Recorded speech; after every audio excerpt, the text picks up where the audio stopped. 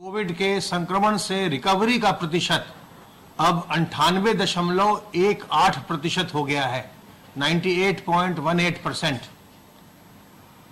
संक्रमित लोगों में से आज तक कुल 8,718 लोगों की मृत्यु हुई है।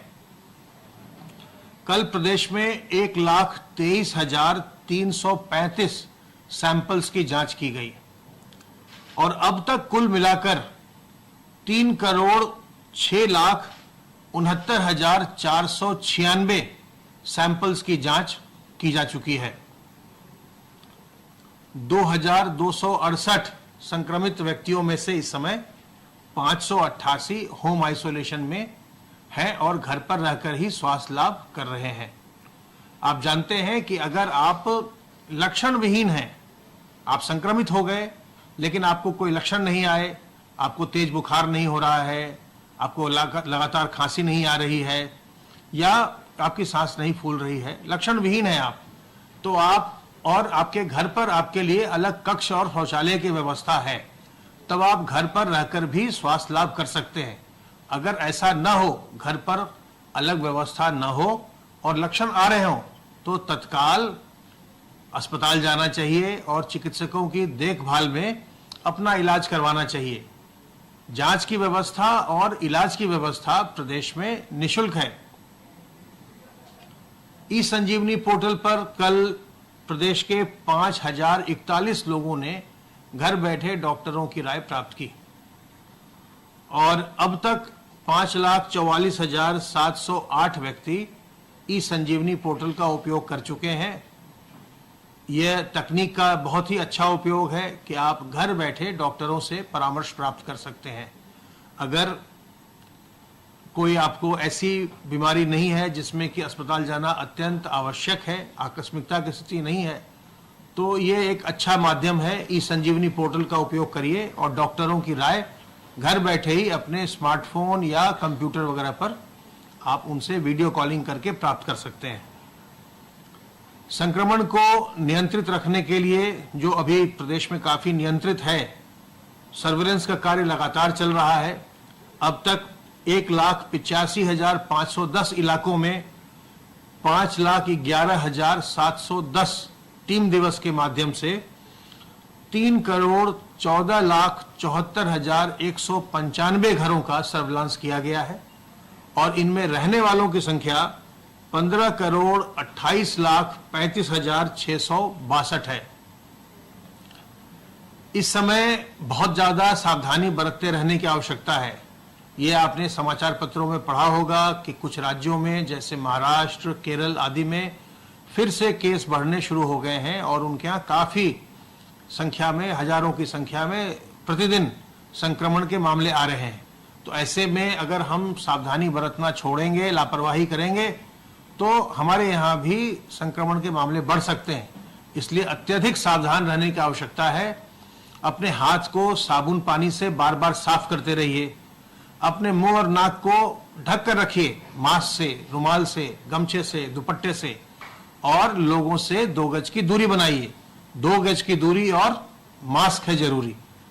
ये ध्यान रखिए कि जो ये आदतें हैं जिनसे हम कोरोना वायरस के संक्रमण से बचते हैं, ये आदतें हमें और कई चीजों से बचाती हैं। जैसे जो H1N1 होता है, जिसे हम स्वाइन फ्लू भी कहते हैं, उसका भी माध्यम यही है, उसके भी संक्रमण का माध्यम यही है। तो अगर आप ये सावधानियां बरतेंगे तो आपको स्वाइन फ्लू नहीं होगा। जो ट्यूबरकुलोसिस होती है, जो क्षय की बीमारी है, उसका भी रास्ता यही है संक्रमण का। अगर आप ये सावधानियां बरतेंगे तो ट्यूबरकुलोसिस से प्रभावित नहीं होंगे, संक्रमित नहीं होंगे। और हाथ साफ रखना बहुत सारी बीमारियों से हमें बचाता है, खास करके डायरिया, डिसेंट्री से, जो गर्मी के मौसम में अक्सर लोगों को होता है। तो अगर ये सावधानी हम बरतते रहेंगे तो हमारे जो छोटे बच्चे हैं वो भी डायरिया, डिसेंट्री से बचे रहेंगे। उनका इससे, डायरिया, डिसेंट्री से बचे रहने से कुपोषण की समस्या भी नहीं होती है। कुपोषण का भी एक बहुत बड़ा कारण डायरिया और डिसेंट्री है बच्चों में। जो भी वो खाते हैं वो उनके शरीर को नहीं लगता। तो ये हाथ धोना, हाथ साफ रखना भी बहुत अच्छी आदत है। इसे हमें अब लगातार बरकरार रखना है। वैक्सीनेशन का कार्य हमारा लगातार चल रहा है और प्रदेश में अब तक जो हमारे हेल्थ केयर वर्कर्स हैं, स्वास्थ्य कर्मी, उसमें से 7,14,500 स्वास्थ्य कर्मियों को वैक्सीन की पहली डोज दी जा चुकी है, जो कि 76.6% है। इनमें से 1,01,936 स्वास्थ्यकर्मी अपनी दूसरी डोज भी ले चुके हैं। जो हमारे फ्रंटलाइन वर्कर्स हैं, पुलिस है, रेवेन्यू के लोग हैं, सफाई कर्मी हैं, फ्रंटलाइन वर्कर्स में से भी अब तक हम 4,58,234 लोगों को वैक्सीन की पहली डोज दे चुके हैं। लगभग सभी लोगों को एक बार कम से कम, जो स्वास्थ्य कर्मी है या फ्रंटलाइन वर्कर है, प्रथम डोज लेने का अवसर एक बार सभी को प्रदान किया गया है। अब एक आखिरी अवसर 25 तारीख को है, स्वास्थ्य कर्मियों के लिए भी और फ्रंटलाइन वर्कर्स के लिए भी। अगर अभी तक वो नहीं ले पाए अपनी पहली डोज थी, नहीं ले पाए हैं वैक्सीन की, तो 25 तारीख आखिरी दिन है जब आप अपनी पहली डोज ले सकते हैं। अगर आपने 25 तारीख का दिन अगर मिस कर दिया, नहीं ले पाए, तब फिर अब आप उसके बाद आपको जाना पड़ेगा, जो एज अप्रोप्रिएट ग्रुप्स होंगे उसमें जाना पड़ेगा। अर्थात जब आपकी बारी आएगी, जैसे इसके बाद 50 साल से अधिक उम्र के लोगों की बारी आने वाली है, तो जो 50 वर्ष से अधिक के व्यक्ति होंगे वो टीकाकरण करवा सकेंगे। आज स्वास्थ्य कर्मी और जो फ्रंटलाइन वर्कर हैं, उनके लिए आयु की कोई सीमा नहीं है। अगर वो 22 वर्ष का भी कोई व्यक्ति है या 25 वर्ष की कोई महिला है, उसका भी टीकाकरण हो रहा है। लेकिन इसके पश्चात उम्र के हिसाब से जो लोग ज्यादा उम्र के हैं, उनका टीकाकरण पहले प्रारंभ होगा। तो इसलिए 25 तारीख को जो एक आखिरी अवसर है, उसका उपयोग करिए, और जो हेल्थ केयर वर्कर या फ्रंटलाइन वर्कर जो भी बचे रह गए हों टीका लगवाने से, उस दिन आप अपने नजदीक के टीका केंद्र पर टीका लगवा सकते हैं। कुल मिलाकर के प्रदेश में अब तक हम 11,72,734 व्यक्तियों को प्रथम डोज दे चुके हैं टीका की, और 1,01,936 लोगों को दूसरी डोज दे चुके हैं। तो कुल मिलाकर के लगभग 12,73,000 से अधिक वैक्सीन की डोज हम अब तक एडमिनिस्टर कर चुके हैं, जो देश में किसी भी राज्य के लिए सर्वाधिक है। आपका नंबर आने में अभी समय लगेगा, अभी वक्त है, जब टीकाकरण आपका हो, और तब तक सावधानी बरतते रहना है। तो सावधानी बरतते रहिएगा तो खुद को भी बचाइएगा, और जो आपके इष्ट मित्र हैं, परिवार के सदस्य हैं, उन सबको भी बचाएंगे।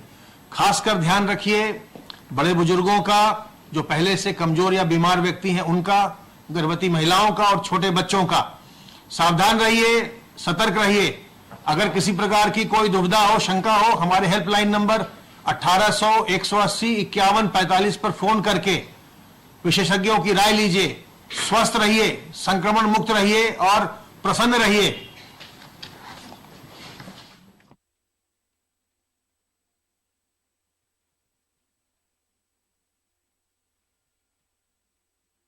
आपको अपर मुख्य सचिव स्वास्थ्य ने बताया, प्रदेश में कोरोना का संक्रमण कम है, और वर्तमान में 2268 एक्टिव मामले हैं। आज भी जैसा उन्होंने बताया 108 नए मामले आए हैं। प्रदेश में संक्रमण को विशेष रणनीति बनाकर नियंत्रण किया गया है, और उस विशेष रणनीति का निरंतर अनुश्रवण व समीक्षा माननीय मुख्यमंत्री जी द्वारा स्वयं की गई है। कोविड का प्रादुर्भाव जब से हुआ है, तब से अभी तक प्रदेश सरकार द्वारा जो विशेष रणनीति अपनाई गई है, उसमें एग्रेसिव टेस्टिंग की क्षमता जो केवल 70 थी, उसे बढ़ाकर 1,80,000 प्रतिदिन तक बढ़ाया गया है, और कॉन्टैक्ट ट्रेसिंग, प्रत्येक मरीज के से कॉन्टैक्ट किए हुए 20 से 21 कॉन्टैक्ट को ट्रेस किया गया है, और सर्वेलेंस का जो सिस्टम लगाया गया है, सर्वेलेंस की जो रणनीति लगाई गई है, जिसमें स्वास्थ्य विभाग के और नगर निगम के हमारे जो कर्मचारी हैं, वो घर घर जाकर कोरोना का संक्रमण के यदि पीड़ित है कोई तो उसको उसकी जांच कर रहे हैं और उन्हें तुरंत मेडिकल हेल्प पहुंचा रहे हैं। ये जो एक अभियान चला है, इस अभियान में अभी तक 24 करोड़ की लगभग 24 करोड़ की जनसंख्या में से 18 करोड़ और 30 लाख से अधिक व्यक्तियों तक उत्तर प्रदेश सरकार पहुंची है। इसका स्वास्थ्य विभाग पहुंचा है और उनके स्वास्थ्य की जानकारी ली है, उनसे संक्रमण की स्थिति की जानकारी ली है। यही एक जो तीनों कार्यक्रम है, तीनों रणनीति है, बावजूद इसके कि प्रदेश में संक्रमण कम हुआ है, इन रणनीतियों को छोड़ा नहीं गया है। और अभी भी जैसे अभी अपर मुख्य सचिव स्वास्थ्य ने बताया 1,23,000 से अधिक टेस्ट कल हुए हैं। टेस्ट की संख्या को नहीं घटाया गया है और टेस्ट की संख्या को बदस्तूर उसी तरह से रखा गया है। कॉन्टैक्ट ट्रेसिंग को भी उसी गति से रखा गया है और सर्विलांस को और तेज किया गया है ताकि कहीं पर भी किसी प्रकार से ये संक्रमण बढ़ने ना पाए। इसके साथ साथ जैसा उन्होंने बताया, वैक्सीनेशन की प्रक्रिया भी तेजी से कराई जा रही है। प्रदेश में कोरोना का संक्रमण कम होने से कंटोनमेंट जोन और हॉटस्पॉट में कमी आई है। प्रदेश में सामान्य गतिविधियां, जो हमारी औद्योगिक गतिविधियां हैं, व्यापारिक गतिविधियां हैं, रोजगार की गतिविधियां हैं, वो सामान्य हो चली हैं और प्रदेश में सभी उद्योग बदस्तूर कार्य कर रहे हैं। प्रदेश में एमएसएमई इकाइयों के माध्यम से अधिक रोजगार पैदा करने का प्रयास किया जा रहा है। प्रदेश सरकार द्वारा मिशन रोजगार चलाया जा रहा है। मिशन रोजगार के अंतर्गत सरकारी नौकरियों पर विशेष तौर पर ध्यान दिया गया है और प्रत्येक ऐसे कार्यालय, विभाग, निगम, परिषद सबको निर्देशित किया गया है कि वो अपनी जो उनकी रिक्तियां हैं उनको समय से भरें और एक पारदर्शी तरीके से ये नियुक्ति की प्रक्रिया करें। और इसमें प्रगति भी मिली है और अब तक लगभग 4 लाख के आसपास जो है सरकारी नौकरियां भी दी जा चुकी हैं और ये प्रक्रिया तेजी से अब आगे बढ़ाई जा रही है। इसके साथ साथ स्वरोजगार के माध्यम से रोजगार के अवसर भी निरंतर उन पे कार्य चल रहा है। विभिन्न योजनाओं के अंतर्गत स्वरोजगार उपलब्ध कराया जा रहा है। प्रदेश सरकार द्वारा बैंकों के साथ समन्वय करके एमएसएमईज को, लघु उद्यमी को ऋण उपलब्ध कराए जा रहे हैं, जिसके माध्यम से अधिक रोजगार के अवसर पैदा हो रहे हैं। और अभी तक आत्मनिर्भर पैकेज में लगभग 4,38,000 इकाइयों को 11,945 करोड़ रुपए के ऋण बैंकों द्वारा वितरण किए गए हैं। अब ये योजना 31 मार्च तक ये योजना चल रही है। इस योजना में अधिक से अधिक और लोग लाभान्वित हों, इसके लिए विभिन्न संगठनों से, कंपनियों से, व्यापारिक प्रतिष्ठानों से संपर्क किया जा रहा है ताकि वो बैंकों से संपर्क करें। इसके अलावा प्रदेश में नई एमएसएमई की स्थापना को भी एक प्राथमिकता के साथ आगे बढ़ाया जा रहा है और 14 मई से लेकर आज तक, कोरोना कालखंड जब ये लॉकडाउन के बाद से आज तक लगभग 8,63,000 नई एमएसएमई इकाइयों को 29,943 करोड़ रुपए के ऋण वितरण किए गए हैं। आज बैंकों की समीक्षा बैठक थी जिसके अंतर्गत ये तथ्य सामने आया कि प्रदेश में बैंकों द्वारा केवल एमएसएमई इकाइयों को ही 61,000 करोड़ से अधिक ऋण वितरण किए गए हैं। इस साल का लक्ष्य 61 करोड़ था, परंतु इसके साथ साथ बैंकों को ये निर्देशित किया गया है कि वह प्रदेश में कम से कम 80,000 करोड़ के ऋण एमएसएमई इकाइयों को वितरण कराएं ताकि प्रदेश में अधिक से अधिक एमएसएमई इकाइयां स्थापित होकर युवाओं के लिए अधिक से अधिक रोजगार के अवसर पैदा किए जा सकें, अधिक से अधिक लोगों के लिए नौकरियां उपलब्ध कराई जा सकें। प्रदेश सरकार द्वारा किसानों के हित में किसान सम्मान मिशन चलाया जा रहा है जिसमें किसानों से